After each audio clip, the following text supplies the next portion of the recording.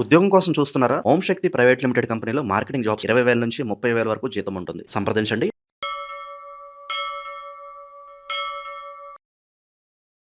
ప్రస్తుతం మనతో పాటు ప్రముఖ ఆధ్యాత్మికవేత్త, మంత్రతంత్ర జ్యోతిష్యులు, ఐకాన్ ఆస్ట్రాలజర్ సురేష్ బాబు గారు మనతో ఉన్నారు. గురువు గారితో మాట్లాడదాం. నమస్కారం గురుగారు. జై శ్రీమన్నారాయణ. గురుగారు, ఆగస్టు నెల 2026 విశేషంగా కర్కాటక రాశి వాళ్ళకి ఏ విధంగా ఉంటుందంటారు? వీళ్ళు ఎలాంటి జాగ్రత్తలు తీసుకోవాలంటారు?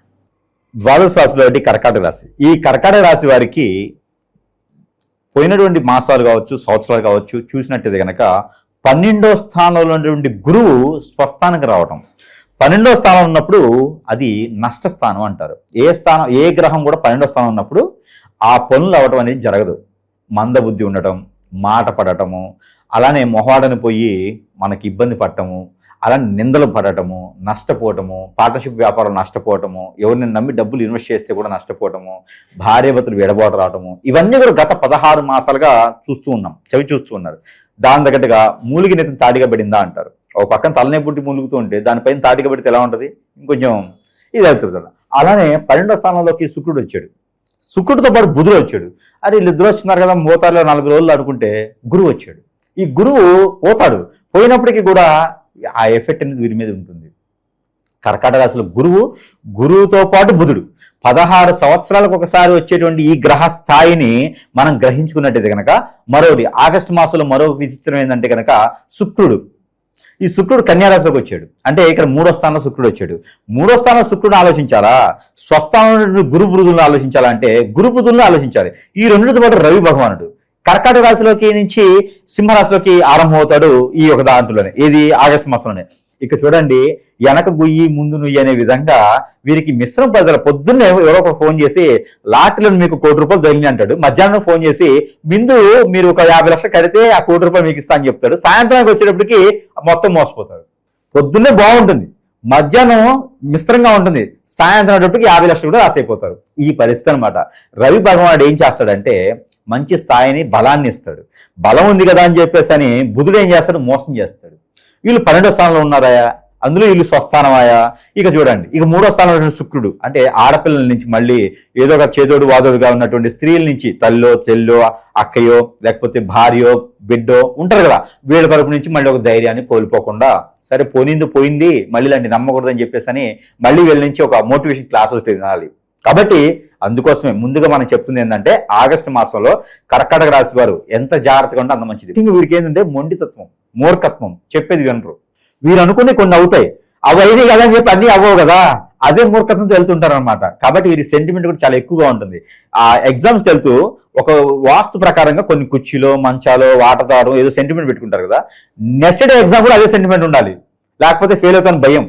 అలాంటి సెంటిమెంట్తో ముందుకు వెళ్తూ ఉంటారు. తుమ్మితే కూడా వెళ్ళరు, వీళ్ళు ఎవరిని ఎదురు వచ్చినా వెళ్ళరు. అలాంటి సెంటిమెంట్ చాలా ఉంటాయి వీళ్ళకి. అలాంటి వ్యక్తిత్వం కల వారికి నష్టపోతే కూడా వీరికి సెంటిమెంట్తో సమానం. కాబట్టి చాలా జాగ్రత్తగా ఉండాలి. విచ్చలుడితనంగా కాదు, బాధ్యతగా రాజ్యాన్ని ఆలోచు. వీరికి పదవులో ఉంటే కూడా మంచి పదవులు వస్తాయండి. రాజకీయంలో ఉంటే కూడా మంచి పదవులు ఉంటాయి. వీరికి వచ్చేటువంటి పేరు ప్రఖ్యాత మరొకరికి ఎవరికి రాదండి. ఎందుకంటే వీరు ఏం చేస్తున్నా నీతిగా, నిజాయితీగా ఖచ్చితంగా చేస్తారు.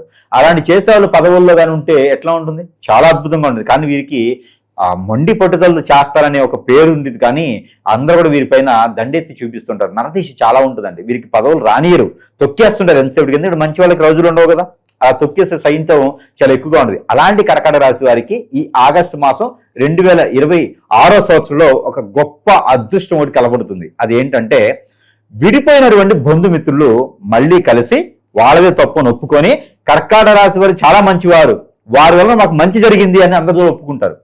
అదొకటి వీళ్ళకి ఉపశమనం కలిగేసి వారి వలన విదేశానికి కానివ్వండి, స్వదేశానికి కానివ్వండి, ఏదైనా వ్యాపార సమస్యలు పెట్టేందుకు సహాయ సత్కారాలు కూడా అందే అవకాశం కనిపిస్తుంది. దీన్ని మాత్రం ఖచ్చితంగా చేజార్చుకోకూడదు. ఇది గొప్ప అదృష్టం అనుకోవాలి.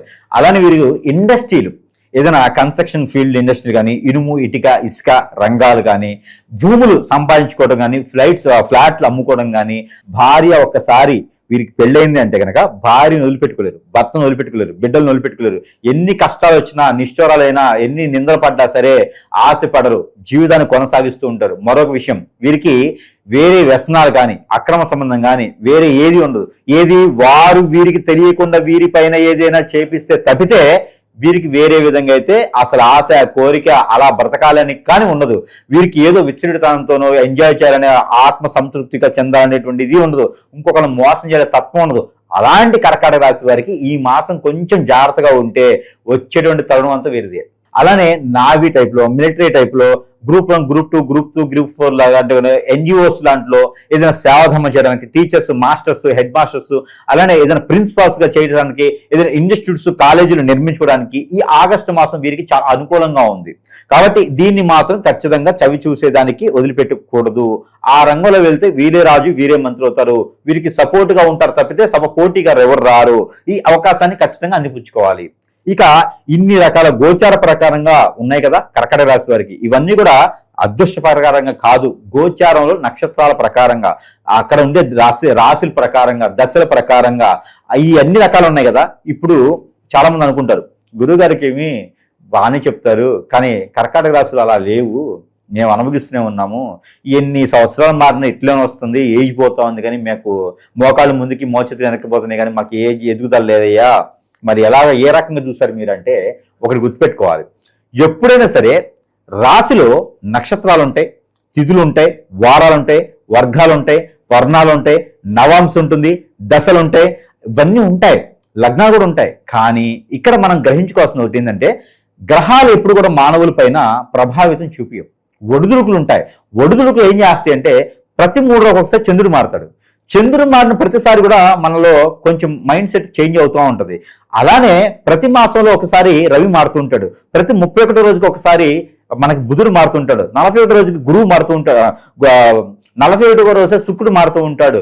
ఇలాగ గ్రహస్థితులు మారుతూ ఉన్నప్పుడు మన గ్రహాలు మారాలి కదా, మన అదృష్టం మారాలి కదా. అలా ఎక్కడేసిన కొంగ అక్కడే ఉంటుంది.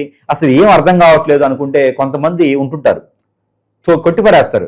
ఇవన్నీ ఏముందండి, నా మీద పరిస్థితి కాదండి, ఏదో మన కష్టం మనల్ని నెట్టుకుంటూ పోవాలి కానీ అనుకుంటారు. అవన్నీ కూడా వాస్తవమే కాదనలా, కానీ మన కష్టం మనం పడాలి, కానీ మనమే తినాలి కదా. మన కష్టాన్ని ఇంకోటి తింటే ఖచ్చితంగా మన దరిద్రం బాగదని. లేకపోతే ఒకటి ఉందండి, మన పైన ఎవడో కన్నేసి మన పైన ఎదగకూడదని చెప్పేసి తత్వం ఒకటి ఉంటుంది. అదేంటంటే ఒక హోటల్ ఉంటుంది, ఆ హోటల్ బాగా రన్నింగ్ అవుతుంది. ఒకడు కన్ను కొడతాడు. కన్ను కొట్టి అంటే హోటల్ ముందుకు వచ్చి కన్ను కొట్టడం కాదు, ఆ కన్ను పడేసి వారు ఏం చేస్తారు, ఎదురుగా ఉన్నటువంటి దాంట్లో హోటల్ పెట్టేస్తారు. సుబ్బారావు గారు బ్రహ్మాండం జాబుతుందని చెప్పి ఆ రంగారావు హోటల్ పెట్టేస్తాడు. రంగారావు హోటల్ పెట్టుకుని ఏమైంది, రంగారావు హోటల్ అమ్ముకోడు, కస్టమర్లు వస్తే పక్కన కూర్చొని చెప్పేసి ఎదురు హోటల్ చూస్తూనే ఉంటాడు. ఆ చూడటంతో వీడి వ్యాపారం పోయి వీడు నష్టపోతాడు రంగారావు, సుబ్బారావు వ్యాపారం నష్టతినిద్ది. ఏ ప్రీమియం లేకుండా. ఎట్లా? నరదిష్టి వలన. ఇది ఖచ్చితంగా నమ్మాల్సిందే. ఇది ఉంది. ఇప్పుడు నా దాంట్లో జాతకం మొన్ననే మారిందండి, శని వచ్చేసాడు, దానివల్ల వ్యాపారం పోవట్లంటే శని ఏం చేస్తాడు? నువ్వులతో అభిషేకం చేస్తే శని అంత గొప్ప విషయం వేరే ఏ గ్రహం చేయదండి. శనికి శనివారం అభిషేకం చేసుకోవడమా, లేకపోతే ఒక పూట పొస్తుండడమా, లేదా బెల్లం నైవేద్యం పెట్టడమా, పాల పొంగల్ నైవేద్యం పెట్టడం చేస్తే శని భగవాడు ఇచ్చిన వరాలు ఏ గ్రహం కూడా ఇవ్వదు. మరి శని పని అయిపోయింది, శనితో దానం చేసాం, శనికి యాగం చేస్తాం కావాలంటే. ఇప్పుడు బిజినెస్ రావట్లేదు. ఇంకా ఏంటి అంటే నీ ఎదురుగా ఉన్నటువంటి రంగారావు పడ్డటువంటి కన్ను, వాడు రేపటి రోజు నీ పైన ఏదైనా చేయించొచ్చేమో, దానివల్ల మన వ్యాపారం నష్టం వస్తుంది. అది మీతో కాదు, మీ కింద తరాలు కూడా. వాడు గుర్తుపెట్టుకోండి, ఆస్తులు ఎలా అయితే కింద స్థలాల వాళ్ళకి అందజేస్తామో, ఇప్పుడు రాజకీయ నాయకులు కానీ, పరిశ్రమవేత్తలు కానీ, లేకపోతే సెలబ్రిటీస్ కానీ, మనమైనా సరే సంపాదించుకుంటామంటే దేనికి చెప్పండి? మనం బాగుంటూ మన కింద తరాల వాళ్ళు మనలా కష్టపడకుండా బాగుండాలి అని, అంతే కదా. కానీ కర్మలు పాపాలు కూడా మన మీద చేయించినటువంటి క్రియలు కూడా అదే విధంగా కింద తరాలకు వెళ్ళిపోతాయి. ఇది గ్రహించుకోవాలి అందరూ కూడా. ఇప్పుడు ఒక దేవత దేవుళ్ళు ఉంటారు, అమ్మవారు ఉంటారు, స్వామివారు ఉంటారు. వీరు ఏం చేస్తారంటే ఏదో ఒక ఉపాసన తీసుకుంటాను, విపాసన తీసుకుంటాను, లేదా అమ్మవారి సేవ ఫలాన్ని చేస్తానంటారు. కింద తరాలకు చెప్పకుండా వీళ్ళు కాలం చేస్తారు. ఆ పాపకర్మాలు ఎలా ఉంటాయి తెలుసా? పితృదోషాల్లో మనం వెంటాడుతూ ఉంటాయి. ప్రతి ఒక్కళ్ళు కాలసర్పదోషం, నాగదోషం, కుజదోషం ఎలా వస్తాయి తెలుసా? ఇదే రకంగా వస్తాయి. ఏదైనా దేవాదేవతలకి మొక్కుబళ్ళు కానీ ప్రమాణాలుగా చేసి ఉండి సేవలు చేస్తామనండి, అవి వీరు చేయలేని పక్షాన గ్రామ దేవతలకి కళ్యాణాలు చేస్తానంటారు, గద్దె వేస్తుంటారు, అమ్మవార్లు వస్తుంటారు. ఇవన్నీ కూడా కట్లు పడతాయి. కట్లు దేని పడతాయి? పూర్వీకులు ఉంటారు, వారికి చేసే సేవలకి చెప్పకుండా చేయకుండా, లేదా వీరి కింద తరాలు చెప్పకుండా ఉన్నప్పుడు ఇవన్నీ ప్రాబ్లమ్స్ అవుతూ ఉంటాయి. ప్రతి గ్రహం వాళ్ళు కాదు, ప్రతి రాశి వారు కూడా ఇవన్నీ ఆలోచించుకోవాలి. గ్రహించుకోవాలి. ఇవన్నీ సూక్ష్మమైనటువంటి విశేషం అన్నమాట. అలానే ఒక మనిషి జీవితంలో ఎదగలేకపోతున్నాను, పెళ్లిళ్ళు అవ్వట్లేదు, భార్యతో దూరం అవుతున్నారు, ఎన్నో రకాల సమస్యలతో కొట్టుమిట్లాడుతున్నారు. ఇవన్నీ జాతక ప్రకారంగా కాదు, నక్షత్ర ప్రకారంగా కాదు. కొంతమంది ఉంటారు, నేను ఏదైనా ఆ దేవుణ్ణి మొక్కుంటానండి, నాకు ఏ ప్రాబ్లం వచ్చినా అక్కడికి వెళ్ళి నమస్కారం చేసుకుంటే చాలండి, చేయండి. దానివల్ల మనకి పాజిటివిటీ వస్తుంది, కానీ నెగిటివిటీ పోదు. నాకు సెప్టిక్ అయింది, సేలు గుచ్చుకుంది కాళ్ళు అంటే మనము ఏదైనా చండీ హోమం చేపిస్తానో లేకపోతే ఆయుష్ హోమం చేపిస్తానో మనకి ఆ కాళ్ళు ముళ్ళు ఎరిగింది, సెప్టిక్ పోతుందా? పోదు. నాకు పాజిటివ్ వస్తుంది, ఆయుష్ పెరుగుతుందేమో. రుద్రాభిషేకం చేయడం వల్ల నాకు నమ్మక చదవటం ద్వారా నాకు పాజిటివిటీ వస్తుంది బాడీలో. రోజు హనుమాన్ చాలీసా పఠించడం ద్వారా నాకు పాజిటివిటీ వస్తుంది బాడీలో. మన గ్రహణది కాబట్టి నాకు జరిగిన చెడు పోవాలంటే ఏం చేయాలంటే ఖచ్చితంగా మనకు వచ్చే పాజిటివిటీ సరిపోదు, చెడుని చెడుతోనే తీయాలి. మనం చెడు తత్వం చేసే వ్యక్తులం కాదు కదా. అప్పుడు ఏం చేయాలి? మంచిని చెడు చేసేవాళ్ళు కాదు, చెడుని కూడా మంచి చేసే తత్వంతో ఉన్నటువంటి గురువులు ఉంటారు, నాలాంటి వారు. అలాంటి దగ్గరికి వచ్చి మనకు జరిగింది ఏంటి, ఏదైనా రోగం వచ్చినప్పుడు హాస్పిటల్కి వెళ్తాం. అలానే ఏదైనా బాగలేనప్పుడు మన కాళ్ళకి బంధనైనట్టు కోరికలు కొండలు దాటుతూ కాళ్ళు గడపలు దాటినప్పుడు ఖచ్చితంగా గురువు దగ్గర సంప్రదించాల్సిందే. దొంగకు స్వామి దగ్గరికి వెళ్ళకూడదు. గంగిరెద్దులు రెడీ చేసి 11 ఉంగరాలు పెట్టేసి షర్ట్లు మాట్లాడే కాదు. విద్య ఉండాలి, చేసే దమ్ము ఉండాలి, చేసే ధైర్యం ఉండాలి. విద్య ఉండి శక్తులుండి చేసేవారి దగ్గర అంటే మనకి సంప్రదించాలి. అప్పుడు మనం ఏం చేస్తున్నామో ఏం చెందుతున్నామో తెలుస్తూ ఉంటది. ఆ ప్రకారంగా మనము ముందుకు వెళ్ళేదానికి అవకాశం ఉంటుంది. అలానే వీటితో పాటు దేవుని అనుగ్రహం మనకు ఖచ్చితంగా ఉండాలి సుమి. ఎందుకంటే గ్రహాల మీద నాకు చెడు కాదు, మానవులు బాగుండాలి. మనం బాగుంటే మన కుటుంబం బాగుంటుంది, మన కుటుంబం బాగుంటే మనం ప్రశాంతంగా ఉండగలుగుతాం. కాబట్టి మన కుటుంబం కోసమైనా మనం చాలా బాగుండాలి. కాబట్టి చెడు వ్యసనాలకు బానిస అవ్వకూడదు. ఎటుబడితటు వాళ్ళు అన్నం పెడుతున్నారు, వీళ్ళు భోజనాలు పెడుతున్నారు, వాళ్ళ ఇంటికి వెళ్ళాలి, వాళ్ళు పిలుస్తారని చెప్పి ఫ్రెండ్షిప్ అని, అలానే కొలీగ్స్ అని, అలానే ఇంకేదన్నా నా వాళ్ళు అని చెప్పేసి అని మన వాళ్ళని దూరం చేసుకోకూడదు. ఇవన్నీ కూడా పాప కర్మాల కింద మన కింద తరాల వాళ్ళు వస్తాయి, అవి అనుభవించకూడదు. స్త్రీని ఏడిపించకూడదు. ఇవన్నీ కూడా పాటించుకుండాలి ప్రతి రాశి వారు కూడా. ముఖ్యంగా ఈ కర్కాటక రాశి వారు ఏం చేయాలంటే కనుక ఆగస్టు మాసంలో ఇవన్నీ కూడా గ్రహించుకుంటారు. సురేష్ బాబు గారు చెప్పారంటే ఖచ్చితంగా వాస్తవం ఉంటుంది, ఎక్కడో దగ్గర వాస్తవం ఉంటుంది. గ్రహించుకొని ఆ వాస్తవం తగ్గట్టుగా సంప్రదిస్తే నిజంగానే లోపం మీలో ఉంది అంటే కనుక ఆ లోపం తీసేయచ్చు. అలానే మీకు ఎవరైనా చేయించారంటే చిటికలో వాళ్ళని సమస్యను పరిష్కారం చేయొచ్చు. మన దగ్గర అందరికి తెలిసిన విషయమే. 11, 21, 41 దీక్షలాగా దీక్ష కాలంగా ఒక్క పచ్చం లేకుండా కూడా వారి సమస్య పరిష్కారం చేసేటువంటి మార్గాలు మన దగ్గర అనేకమైనవి ఉన్నాయి. ఎంతో మంది రాజకీయ నాయకులు కావచ్చు, పారిశ్రామికవేత్తలు కావచ్చు, సెలబ్రిటీస్ కావచ్చు, ఎంతో మంది అండి అవకాశాల కోసం కావచ్చు, పదవుల కోసం కావచ్చు పోరాడేటువంటి వ్యక్తులు అందరూ కూడా చేయించుకొని ఈ రోజున ఎంతో మంచి స్థాయిలో ఉన్నారు. ఈ రోజున పేర్లు అన్ని చెప్పలేం మనం. కాబట్టి కామన్ పీపుల్ కూడా మంచి స్థాయిలో ఉండాలి, వాళ్ళు అనుకున్న గోల్కి రీచ్ అవ్వాలి. కాబట్టి ప్రతి ఒక్కరు గ్రహించుకోవాల్సినటువంటి సందర్భం వచ్చింది. కాలం ఎంతో చాలా చెడ్డదండి, కాలము చాలా చిన్నగా ఉంది. ఏదైనా వైరస్ వస్తే ఎక్కడికి పోతున్నాం తెలియదు. కాబట్టి ఉన్నప్పుడు మనం ప్రతి ఒక్కరు కూడా అనుభవించాల్సిందే. అనుభవించాలంటే శక్తుల వలనో మనకు జరిగిన నెగిటివ్ వలన కాదు, పాజిటివ్ గా ఒక సోఫా వేసుకుని కూర్చోవాలి, ప్రశాంతంగా కాలు మీద కాలు వేసుకుని తినాలి. ఆడి కాలు మీద ఆడేసుకోవాలంటే మనం ఏం చేయాలి? ఖచ్చితంగా గురువుని కానీ సంప్రదిస్తే ఆ పరిహారాలు చేసినట్టయితే ఖచ్చితంగా మనకు అవుతుంది. కాబట్టి దేవుని అనుగ్రహం మనకు ఖచ్చితంగా కావాలంటే ఎక్కడైనా అమ్మవారి దగ్గర కుంకుమర్చన చేయించుకొని ఆ కుంకుమని నుదుటిని ధరించుకోవాలి మాసం మొత్తం కూడా. అలానే నిమ్మకాయ కట్ చేస్తే దాని గింజలు ఉంటాయి, ఆ నిమ్మకాయ లోపల వచ్చే గింజలు ఒక 6 తీసుకొని, గురి గింజలు ఏ కలర్ లో ఉన్నప్పుడు ఒక 6 తీసుకొని, అలానే ఈ మనకి ఇటువంటి తామర గింజలు ఒక 6 తీసుకొని 3 6లు 18, ఇకపోతే 4 గింజలు తీసుకోవాలి. ఒకటి ఆ 4 గింజలు ఏంటయ్యా అంటే కనుక మనకి బ్లాక్ పెప్పర్ సీడ్, ఇవి ఒక 4 గింజలు తీసుకొని వాటిని వైట్ వస్త్రం వేసి ముడుపు కట్టాలి. ముడుపు కట్టి గురువారం రోజున తల చుట్టూతా దిష్టి తీసేసి ఒక 10 కర్పూరం బిళ్ళలు పెట్టి కాల్చేసేయాలి. కాల్చేసిన తర్వాత అవి కాల్చినయా కాలలేదా పోలేదా మనకు సంబంధం లేదు, కాల్చేసి మొత్తం తీసేసి ఎక్కడైనా డస్ట్బిన్లో వేసేసుకోవాలి. ఇలాగ ప్రతి గురువారం చెప్పు తీసుకుంటే 5 గురువారాలు తీసుకోవాల్సి వస్తుంది. ఈ 5 గురువారాలు కానీ 4 గురువారాలు తీసుకున్నట్టయితే కనుక వీరిపై చేయించిన చేరుకురే కావచ్చు, కొంతమేర కట్లుబడ్డే కావచ్చు, ఆర్థికమైన ఇబ్బందులు కావచ్చు, ఆ రోగం వస్తుంది, హాస్పిటల్కి వెళ్తే ఏం దొరకదు.